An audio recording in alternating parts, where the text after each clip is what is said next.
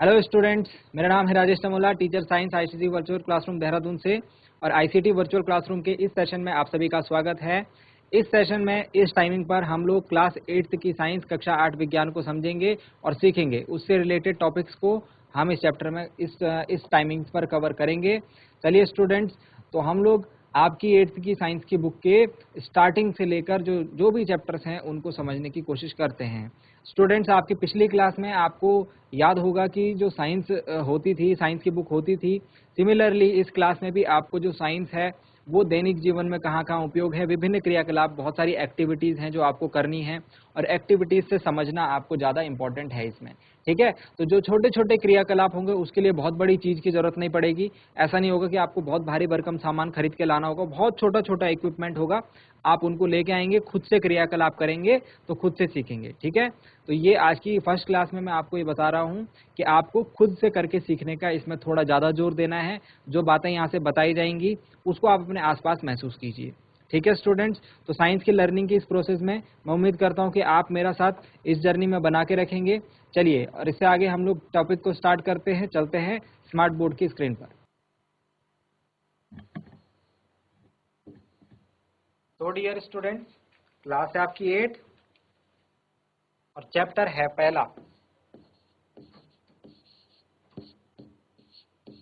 Chapter number 1।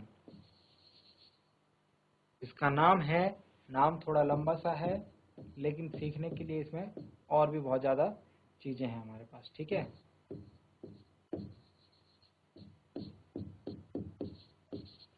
Crop production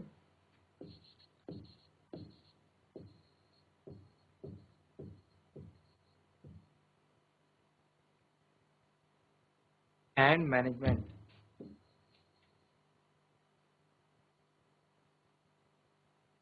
crop production and management.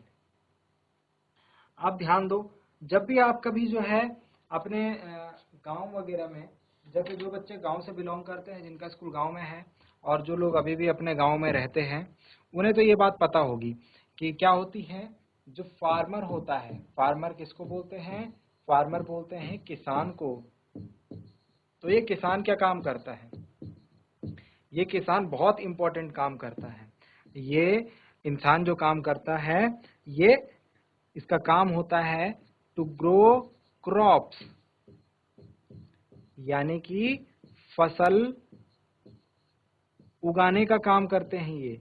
और फसल क्यों उगाते होंगे ये? क्योंकि फसल उगाने से हमको फिर भोजन जो हम खाते हैं, क्या भोजन हम खाते हैं? हम लोग आटा खाते हैं। क्या खाते हैं हम? आटा। तो आटा किससे बनता है? गेहूं से। आटा किससे बनता है? गेहूं से। गेहूं कौन उगाता है? ये किसान उगाता है। हम लोग खाते हैं चावल। चावल की फसल कौन उगाता है? ये किसान उगाता है। हम लोग खाते हैं दालें। दालें कौन उगाते हैं? ये किसान उगाते हैं। तो ये जो भी भोजन है एटसेट्रा, ये सभी भोजन जो है फसलों के द्वारा उगाया जाता है। और इसको कौन उगाता है? हमारा फार्मर उगाता है, हमारा किसान उगाता है। ठीक है, तो जो लोग गांव में होंगे उनको पता है कि ये भी जो भी फूड है, जो भी खाना है, ये कौन? किसानों के द्वारा उगाया जाता है। और इसके लिए कितनी मेहनत लगती है, किस प्रकार से इसको उगाया जाता है। ठीक है, अब हमने क्या देखा? हमने ये देखा कि ये जो भोजन है, ये जो भोजन है या फिर जो ये फूड है, इसको कौन खाएगा?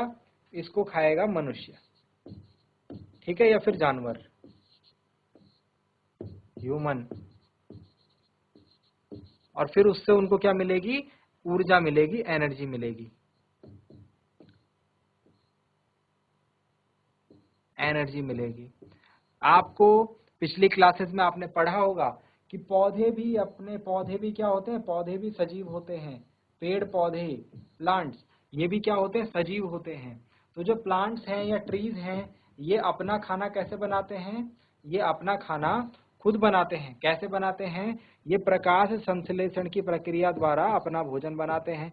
ये बात आपको पता है ना? प्रकाश संश्लेषण की प्रक्रिया द्वारा, यानी सूर्य के प्रकाश से। किसके? सूर्य के प्रकाश से। इसको इंग्लिश में बोलते हैं फोटोसिंथेसिस। और फोटोसिंथेसिस कहाँ से मिलता है इनको? सनलाइट।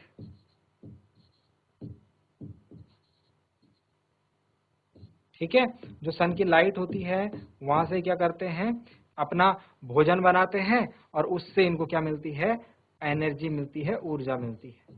ठीक है, तो मनुष्य अपना भोजन कैसे बनाएंगे? मनुष्य अपना भोजन इन पौधों से लेंगे। जो भी पौधे हैं उनको खा करके, उनके किसी भाग को खा करके, जैसे आप लोग क्या करते हो, जैसे आप लोग दाल खाते हो तो दाल के लिए आपको क्या करना पड़ेगा? पौधे लगाने पड़ेंगे दाल के, है ना? तो मनुष्य अपना भोजन कहाँ से प्राप्त करेगा? पेड़ पौधों से। और पौधे अपना भोजन कहाँ से प्राप्त करते हैं? सनलाइट से, सूर्य के प्रकाश से। ठीक है, और तब जाकर के उनको क्या मिल पाती है? ऊर्जा मिल पाती है। ये बात समझ में आ गई? ठीक है, अब इसको लिख लीजिए आप। तो हमको क्या क्या काम करने होते हैं जब ये ऊर्जा हमको मिलती है? तो मनुष्य क्या क्या काम करता है? मनुष्य को बहुत सारे काम करते होते हैं। जो लिविंग ऑर्गेनिजम्स हैं उनको बहुत सारे काम करने होते हैं, जैसे कि डाइजेशन,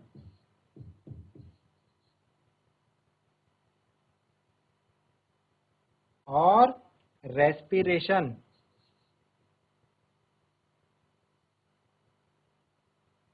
और एक्सक्रेशन।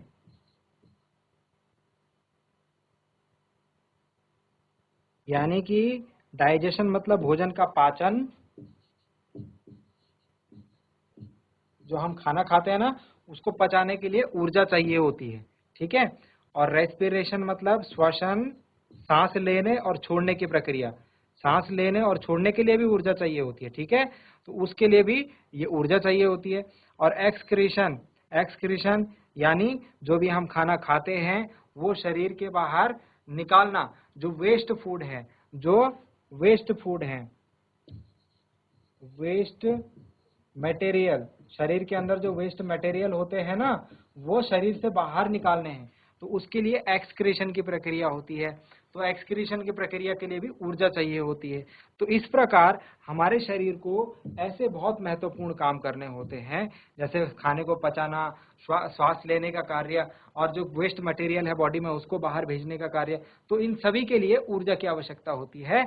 वो ऊर्जा मनुष्य को कहाँ से मिलती है? वो ऊर्जा मनुष्य को भोजन से मिलती है। ये बात समझ में आ गई? इतनी बात समझ में आ गई? जो दो बातें हमने अभी तक करी वो समझ में आ गई। पहली बात हमने क्या करी? पहली बात हमने ये करी कि किसान जो है फसल उगाता है, इट ग्रो क्रॉप्स। उससे क्या होता है? हमको भोजन मिलता है और उस भोजन को हम लोग खाते हैं। ठीक है, तो भोजन किस प्रकार का? जैसे आटा हो गया, चावल हो गया, दालें हो गया आदि। और उस भोजन से मनुष्य को ऊर्जा मिलती है। और पौधे अपनी ऊर्जा कहाँ से प्राप्त करते हैं? प्रकाश संश्लेषण, सूर्य के प्रकाश से। ठीक है, और ये प्रकाश संश्लेषण है जो ये प्रक्रिया का नाम है, इसको आप याद रखेंगे। इसको आप अगली क्लास में और अच्छे तरीके से समझेंगे। ठीक है, तो प्रकाश संश्लेषण की प्रक्रिया से जो पौधे हैं वो अपना खाना बनाते हैं और उनको ऊर्जा मिलती है। अब एक और बात, हमने अभी क्या बात करी थी? क्रॉप। क्रॉप के ऊपर हमने बात करी थी कि क्रॉप जो है वो किसान उगाता है, फसल जो है किसान उगाता है अपने खेतों में। तो हम हेडिंग डाल लेते हैं क्रॉप। क्रॉप यानी फसल। तो फसल क्या होती है? अब हमारे पास क्वेश्चन है फसल क्या होती है? तो फसल के लिए हमारे पास सीधा सीधा एक आंसर है कि जब हम एक ही प्रकार के पौधों को लगाएंगे खेत में। जैसे सपोज आपके पास ये बहुत बड़ा खेत है, आपने क्या करा, इसमें सब जगह ये गेहूं की फसल लगा दी। ठीक है, आपने इसमें सब जगह गेहूं गेहूं लगा दिया, तो गेहूं गेहूं होगा पूरे पूरे के पूरे खेत में, बड़े से खेत में। तो हम इसे कहेंगे गेहूं की फसल।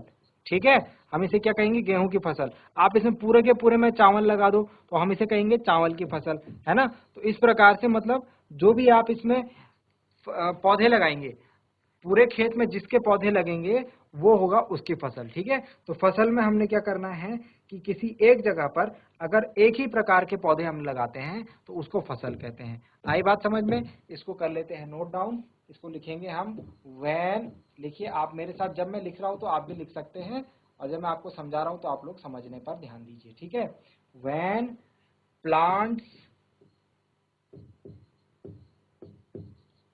Of the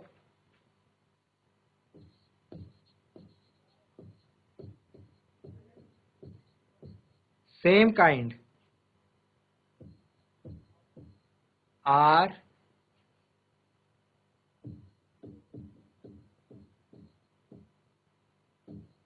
cultivated at one place on a large scale. On a large scale, it is called a crop.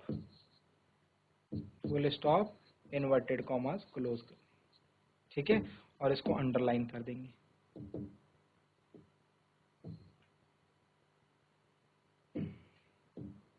ठीक है, तो क्रॉप की परिभाषा हो गई. When plants of the same kinds are cultivated at one place on a large scale, it is called a crop. Hindi में इसको बोलेंगे जब एक ही स्थान पर एक ही प्रकार के पौधे बड़ी संख्या में लगाए जाते हैं तो उसे हम कहते हैं फसल. लिख लीजिए, जब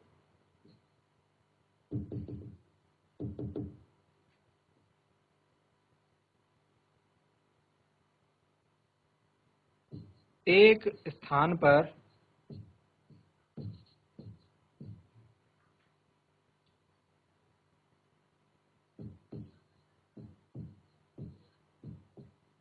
एक ही प्रकार के पौधे,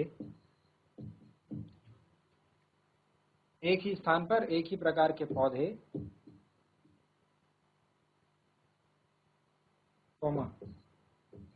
बड़ी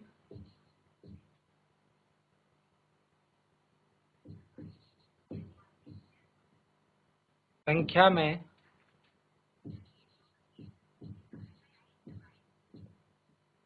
लगाए जाते हैं तो इसे फसल कहते हैं.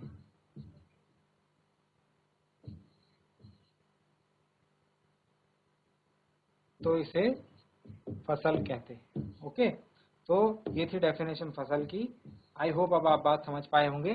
तो फसलें बहुत प्रकार की होती है. फसलें क्या है? बहुत प्रकार की होती हैं. गेहूं की फसल, चावल की फसल, लेकिन इसमें भी जो है एक बड़े प्रकार की फसल होती है. ठीक है, जो कि हमारे देश में अलग अलग पॉइंट्स के ऊपर अलग अलग बेसिस के ऊपर डिपेंड करती है. ठीक है, ये आपने लिख लिया होगा.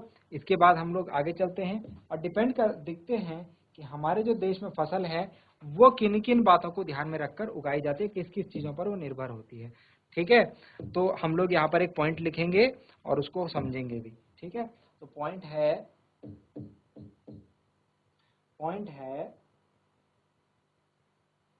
पहला पॉइंट तो ये है,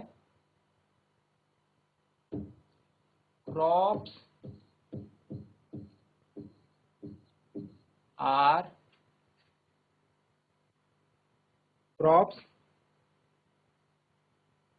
ऑफ डिफरेंट टाइप्स. फसलें जो हैं वो भिन्न भिन्न प्रकार की होती है. Crops are of different type. जैसे नंबर 1 एक प्रकार की है सेरेल्स.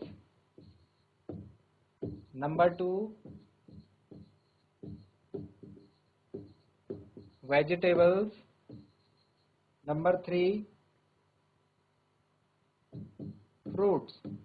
ठीक है, आदि इस प्रकार की भिन्न भिन्न प्रकार की फसलें होती हैं. ठीक है, सेरेल्स हो गया, वेजिटेबल्स हो गया, फ्रूट्स हो गया. सेरेल्स में हमारी दालें आ जाती हैं. ठीक है, और भिन्न भिन्न प्रकार के सेरेल्स, उसमें वेजिटेबल्स में सब्जियां आ गई और फ्रूट्स में हमारे फल आ गए. ठीक है, अब किस किस बातों पर निर्भर करती है, किस किस बातों पर निर्भर करती है? तो जो कंडीशन है जिस जिस बातों पर ये निर्भर करती है, द conditions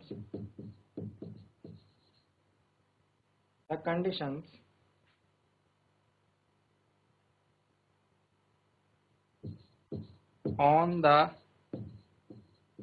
basis of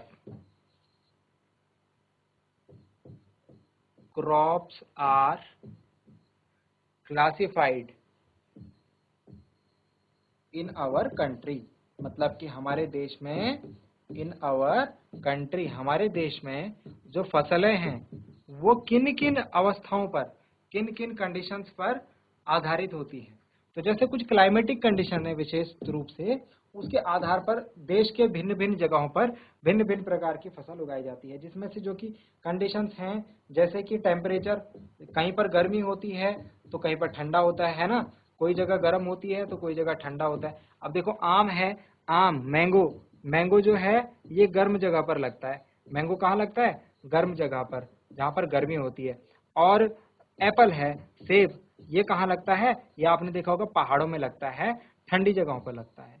ठीक है, तो ये जो है हमारे पास टेम्परेचर के आधार पर जो है फसल लगाने के जो तरीके हैं वो अलग अलग हैं।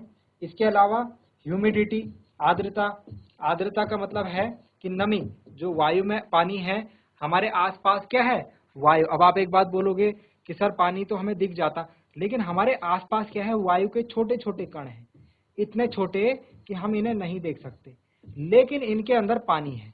इनको हम कहते हैं जल वाष्प। क्या कहते हैं बच्चों हम इनको? जल वाष्प, यानी वाटर वेपर। तो हमारे आसपास भी पानी है, लेकिन वो पानी वेपर यानी वाष्प की अवस्था में है। ठीक है, वो हमारे आसपास है छोटी छोटी बूंदों के रूप में, लेकिन हमें वो दिखाई नहीं देता क्योंकि वो वायु के साथ, जो हमारे आसपास वायु है, हवा है जो हमारे आसपास, उसके अंदर है।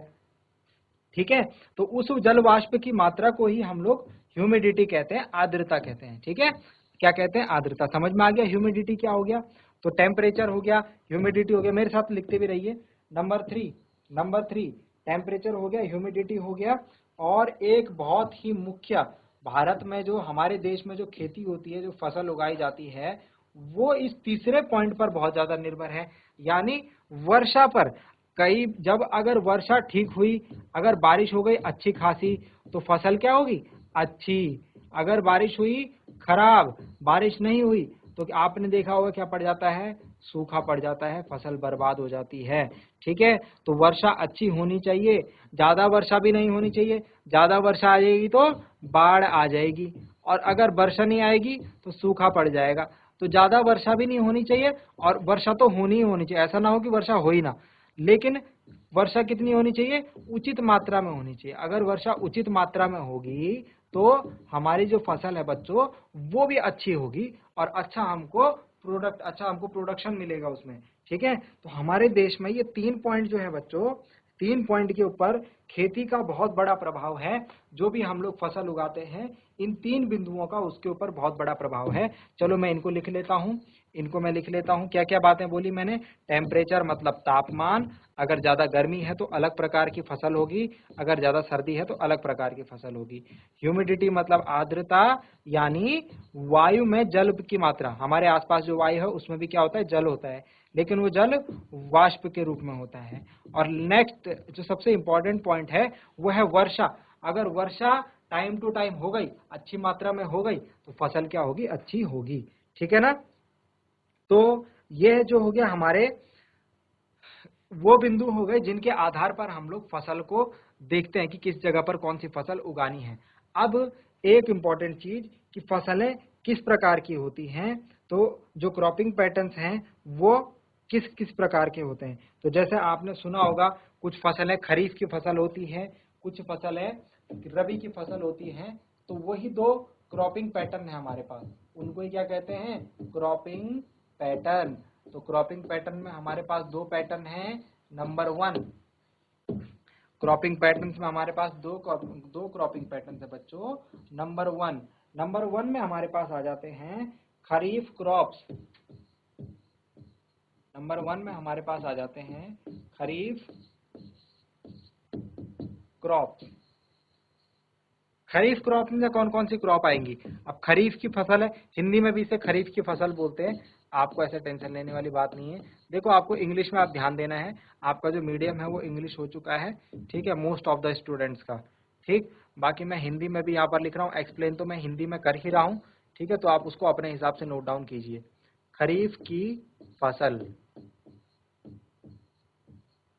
दो प्रकार की फसलें हैं मेजरली, बड़े तौर पर मतलब मोटे मोटे तौर पर देखा जाए तो खरीफ की फसल और रबी की फसल, दो प्रकार के क्रॉपिंग पैटर्न है हमारे देश में, ठीक है। अब इसके लिए ध्यान दीजिए, नंबर 1, खरीफ की फसल कब बोई जाती है? खरीफ की फसल बोई जाती है कब? खरीफ की फसल बोई जाएगी रेनी सीजन में, रेनी सीजन यानी वर्षा ऋतु में। खरीफ की फसल बोई जाती है वर्षा ऋतु में।